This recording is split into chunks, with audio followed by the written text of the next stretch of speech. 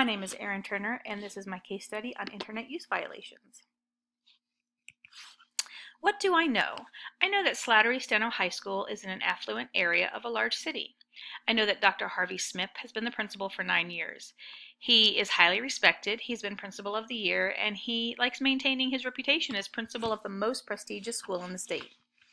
Miss Robin Tate is a new teacher hire. She was hired about a year ago to teach specialized science classes. She has very high expectations in her high rigor classes, and that is causing stress for her students.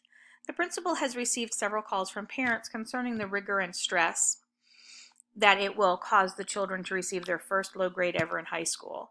The principal has conferenced with Miss Tate about reducing the stress, but she has yet to have implemented any of his strategies.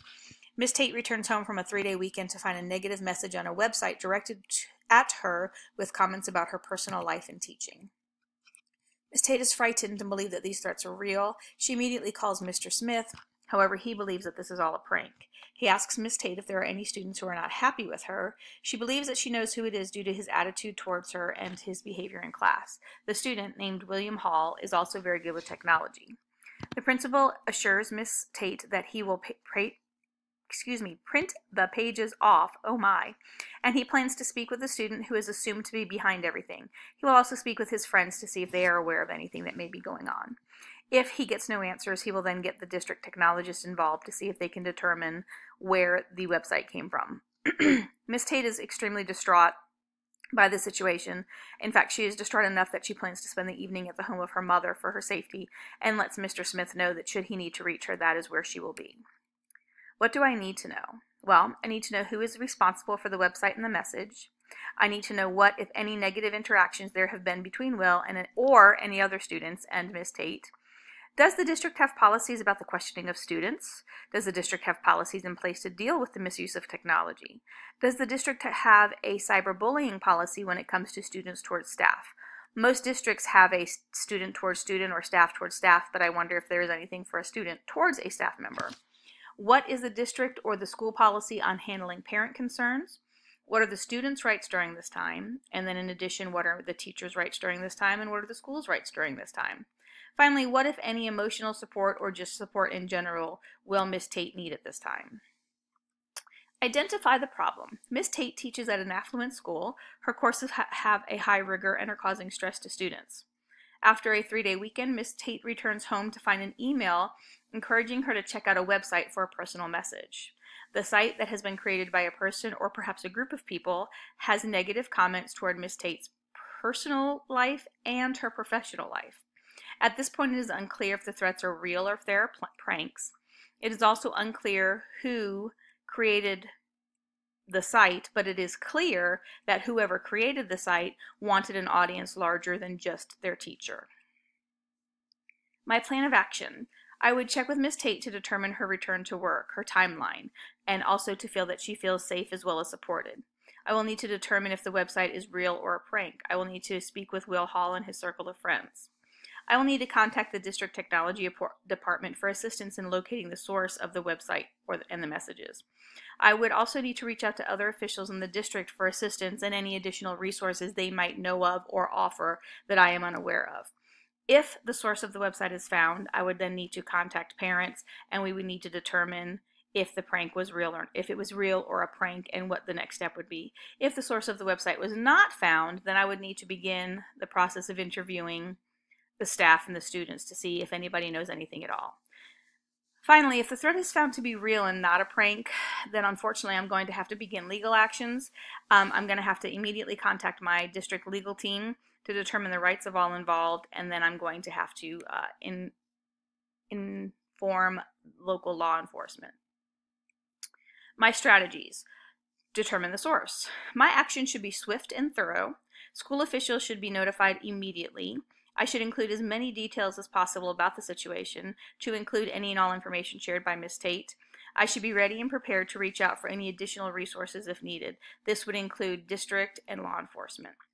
I need to understand the school rights, the student rights, and the teacher rights. I will need to reach out to our district legal department. I would also want to reach out to the technology department. In addition, I would want to reach out to any resources other resources within the district and resources maybe without the district outside of the district to guarantee that not only are all of my questions answered, but I am then in turn able to answer any questions that parents, staff, or students may have. Finally, I'll need to support Miss Tate. I'll need to identify any support that she may need upon her return. As I said, whether she decides to return the following day or if she decides that a prolonged absence is needed, I need to have supports ready for her. I will also need to have a long-range plan set in place to be implemented. As a newer teacher, ramifications from this situation may linger for her, and I need to be able to help her. Finally, when the time is right, we'll need to revisit the stress-reducing strategies to help prevent a similar situation from occurring in the future. Resolve the issues based on promoting the success for all students. What is best for the success of all students? Well, I believe that the author of the website and message must be determined. In addition, the validity of the website and message must be determined.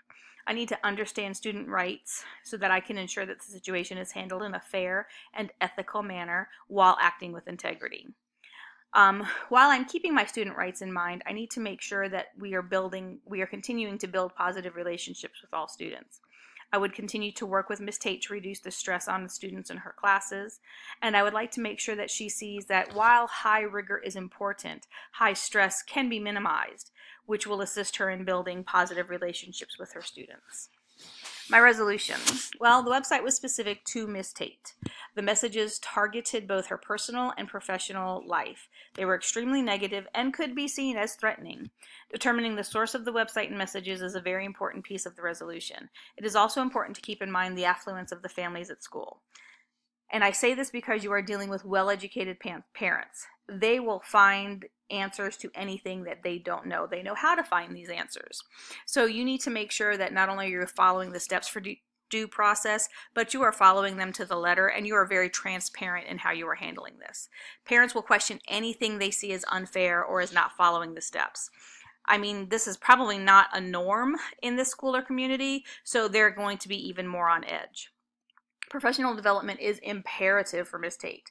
As a newer teacher, she needs to be made aware that yes, rigor is important, and yes, it is important to maintain this high rigor, but the social and emotional well-being of our students is just as important.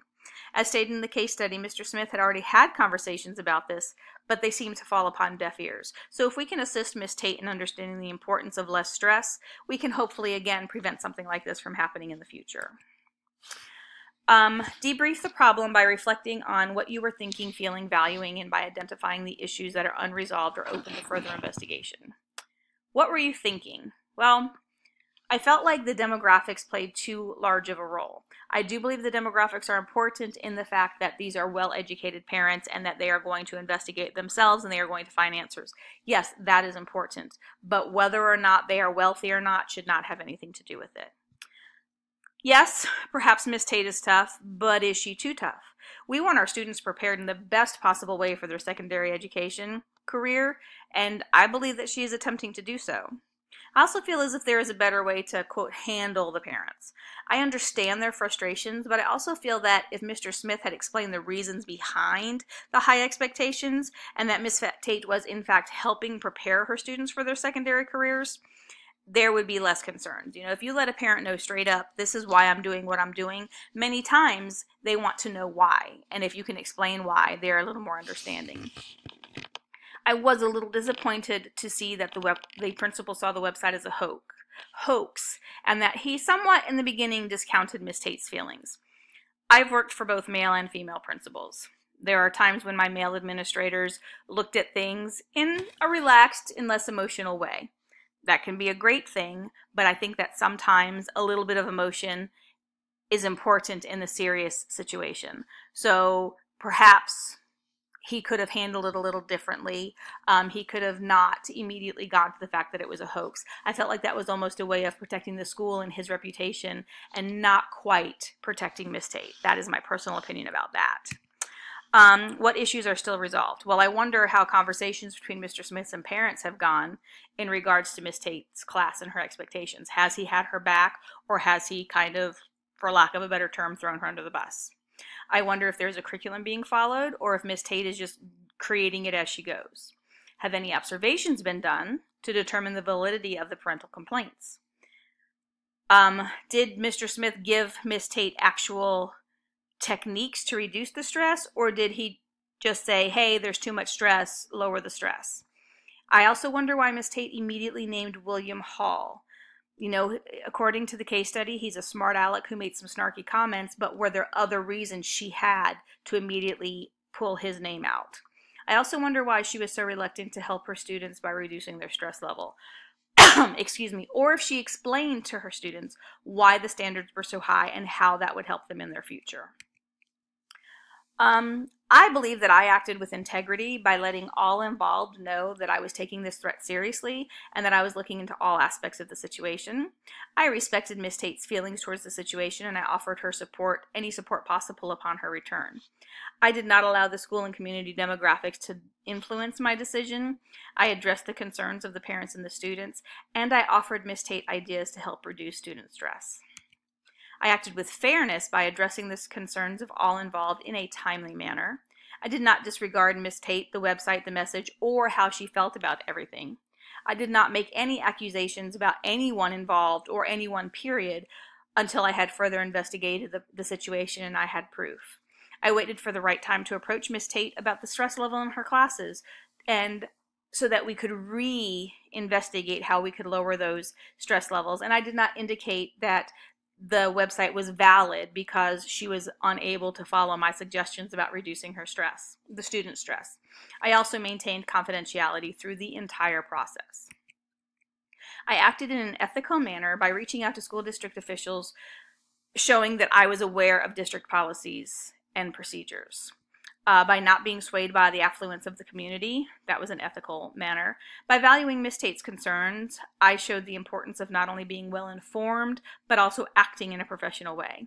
By enforcing the fact that the responsible party would receive appropriate consequences, I demonstrated a code of ethics. And by listening to everyone's statements and following through, I showed that I value what everyone has to say. Thank you for listening, and I appreciate it.